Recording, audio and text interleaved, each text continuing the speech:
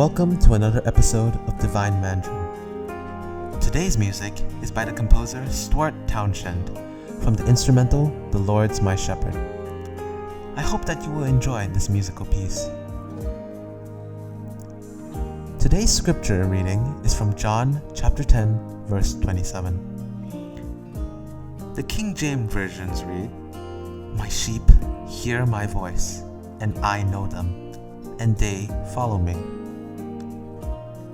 The Chinese version reads, 我的羊听我的声音，我也认识他们，他们也跟着我。约翰福音 chapter 10, verse 27. The word hear comes from the Greek word of akasosin, which means to hear with all senses and to be truly present as opposed to just listening using only our mental faculties. Now, let's explore the evolution of the Chinese pictogram Ting. The written language is a relatively new phenomenon in our human history. Yet, notwithstanding this, every written Chinese word is still an amazing treasure trove of history that has evolved for over 3,000 years. The earliest record of Chinese words were found in 18th century BC in oracle bones or jiaguwen. The symbolic representation of ting is hearing two people speak and laughing at what is said.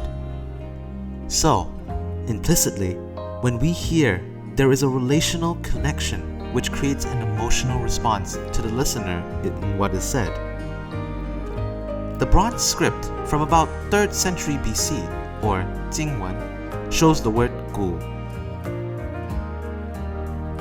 This shows the importance of hearing stories in which they share values that pass down through our generations. The Chinese language continued to evolve about to the 1st century BC in seal characters by the Zhou dynasty, and continued to evolve to the current traditional characters for Ting.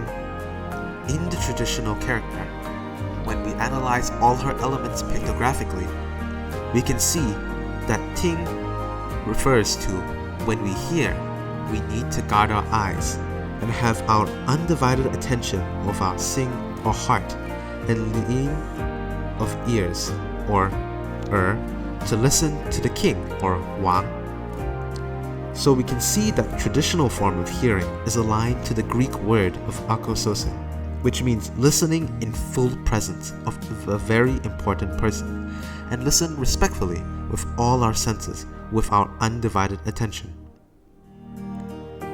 The modern day word for ting in her pictophonetic form was implemented in 1949 when the People's Republic of China adopted the system invented by Zhou Youguang, who invented the Chinese pinyin system.